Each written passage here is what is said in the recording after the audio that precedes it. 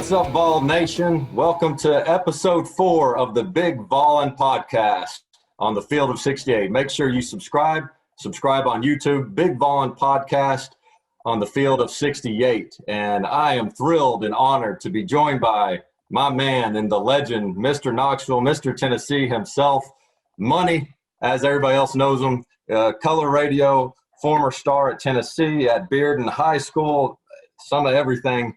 Bert Bertlekamp. Bert, how you doing? Doing great, Dane. How you doing? Happy New Year.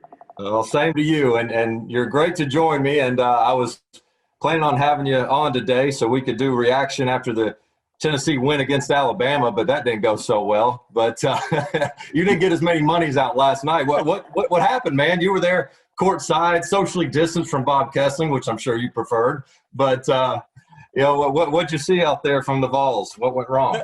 I think really, Dane, from the start, we were just flat. It wasn't our night.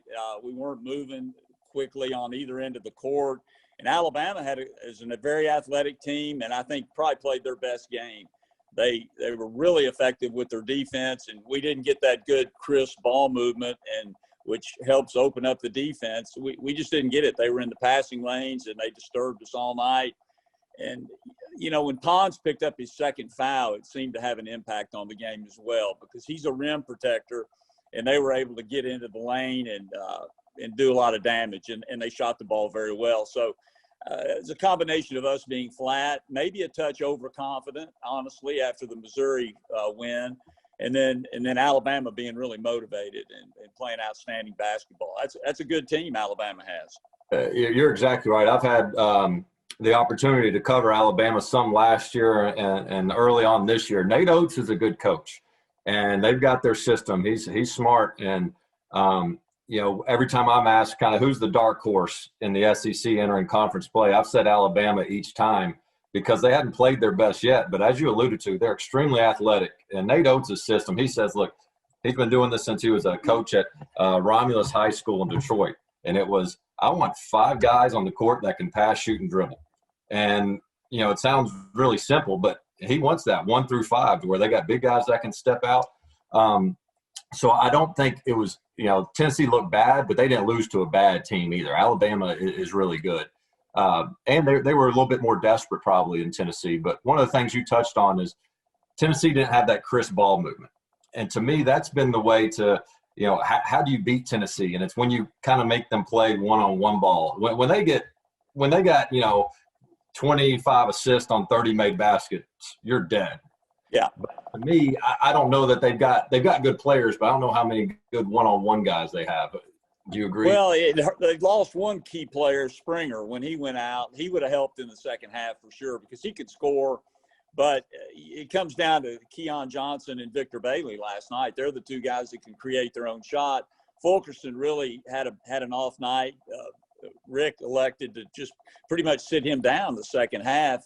And Pons never got into the game. But you're right. We're not a one-on-one isolation type team.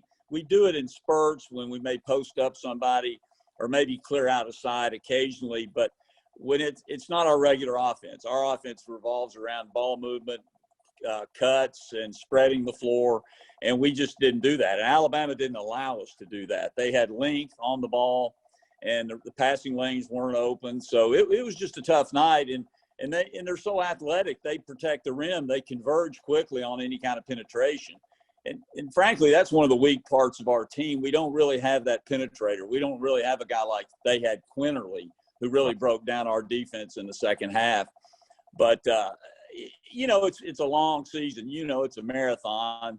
And one game, it'll probably do them some good, honestly, to get smacked like that in front of the home crowd because it's just natural. They're going to read the press clippings, hear about how good they are. They go up and thump Missouri, and Missouri goes down and beats Arkansas on their court. So I'm sure our guys are riding pretty high thinking how good they are, and they got knocked back a notch, and I think they'll react positively from the loss. Well, Coach Barnes has never hesitated to humble guys and sit them on the bench. And early on at Tennessee, I mean, there were key games. I remember, I forget who it was. Maybe it was North Carolina that he essentially benched Kyle Alexander, I believe. I don't know. There's been some big games along the way where he's like, look, if you're not ready to play, I don't care who you are.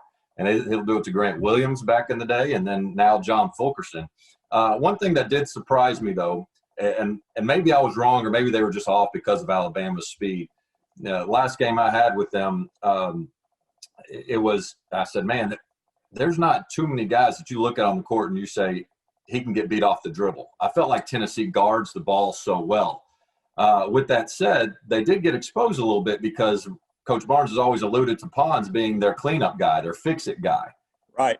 And it was amazing. I saw on Tennessee's Twitter today in that second half when Pons got back in the game, they said he had 5 blocks in a 5-minute and 15-second span. And they were Sports Center highlight blocks. Yeah. I mean, it's ridiculous.